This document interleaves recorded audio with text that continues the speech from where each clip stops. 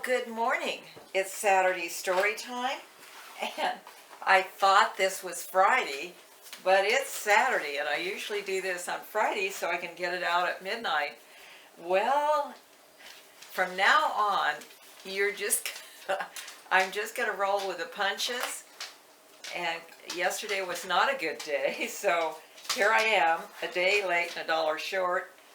Okay, anyway, I want to show you some pictures today, but I also have a book now that I have written in about the time when we moved into that break room and bought that 8 acres.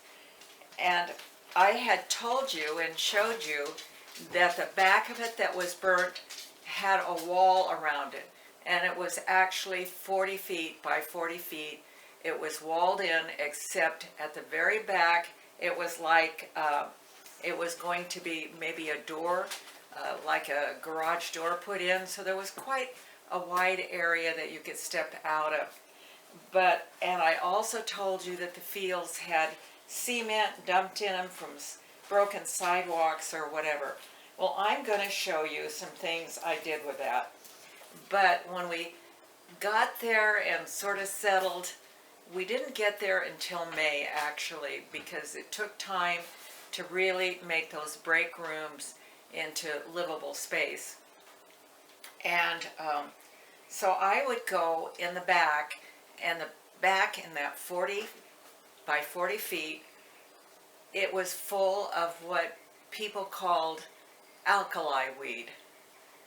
And it was a tall, sort of gray weed, and I began to pull that weed, and I began to clear it out. Well, there was a portion in the center that had no weed on it. Nothing grew on it. It was just barren. And but I had all the rest, and I had just a short time each day I could work on it. So this is one thing it became, and I don't know if you can see that, but what it is, those are paving stones, and it's thyme planted are growing between the paving stones, and it's a pathway. Okay, here's another one that I made, a rocked bed, and in this particular one, it's the first year I did it, and it's full of petunias. And another place I had tomatoes. Okay, this is again the thyme and the walkway. And so that's what I began to do. And there'll be places in the story that I'll sort of egress and I don't know if that's the proper word to use there, but I'll sort of tell you things because they're really not written, but they're things that did happen. But I'm going to read you sort of the introduction to this book, and it's called Bits and Pieces as We Saw It. Bits and Pieces are letters collected during the years of 1992 and 1995. This was a period of transition for us, when our lives seemed to be made up of bits and pieces. We had moved from a small area of Idaho to a larger, more cosmopolitan area. We were in the progress of building a home and a business. I was adjusting to the caring of my aging and dying parents while working part-time at a job that became full-time. Large pieces of our former residence were stored in our warehouse, along with many bits of small possessions that make up home. Even our time was broken up in bits and pieces between building, working, and caregiving.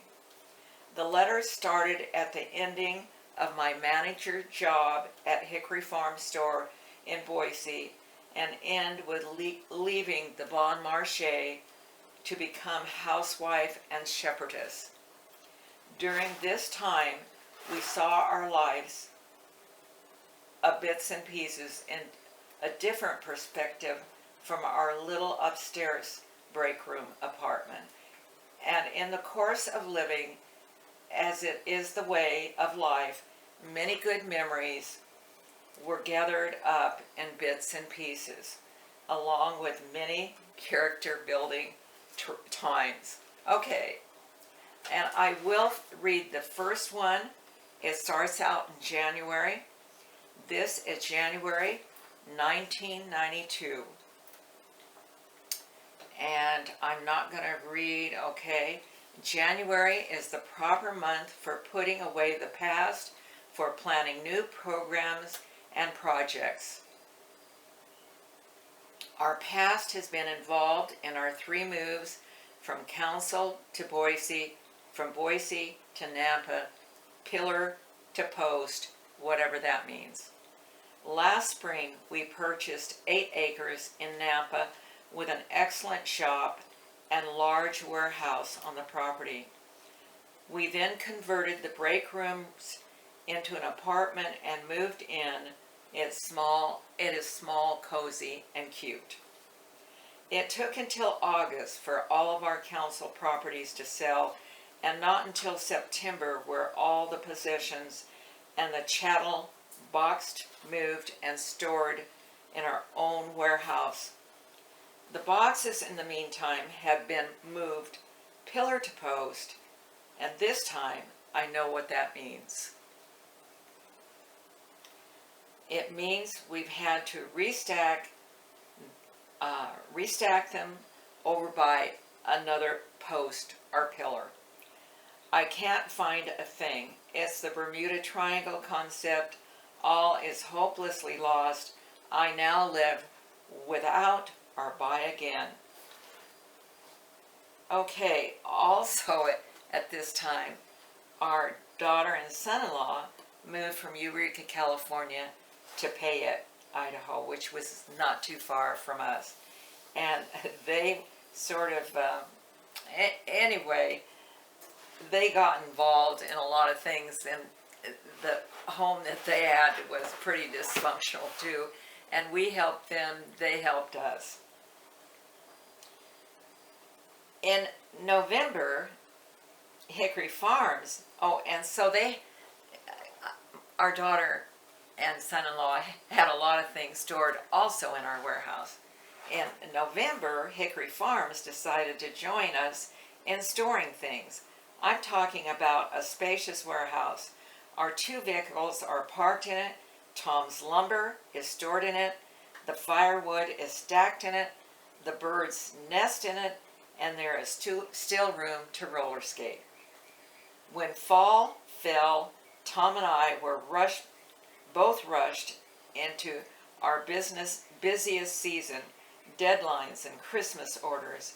The momentum picked up to 14 hours a day, 7 days a week for me, not counting my driving time. And I know I said I only worked 1 Christmas season at the Hickory Farms, but actually I worked 2 Christmas seasons. And I think we needed the money at the first. Somehow we had to make our living. And so it was the 3rd Christmas. I didn't work there anymore. Okay, so it goes on. I found out you really miss the rush traffic at 12:30 a.m. and that I very much enjoy the drive in and out, no matter what the time. It's a private time between work and home. I could talk to myself, sing, think, plan, praise, laugh, cry, complain, be alone, but never lonely. One of the plans born of these late night drives was to stop working these long, crazy hours, and Tom encouraged that. We both decided I needed to get a life, as they say, and be a stay-at-home wife. The first Monday off, January 4th, I started an aerobics class. Good girl. At 6 a.m., crazy girl. I hate this at 5:30, but it's great at 6:30. It's also an exercise in discipline. 3 more of our January plans are to work on building us a home, build Tom's business up, and help our daughter and son-in-law with their building projects too. So that is it, and I'll leave you with that. But it was a busy life, and again, I want you to know that I may not make all these deadlines like I used to. Yesterday was a particularly bad day, and I don't know how today will turn out. I just hope I don't have to go back into the hospital. That's my goal, if I can stay out of the hospital today. So I'm going to leave you with that, and enjoy life. Oh, thank you for subscribing.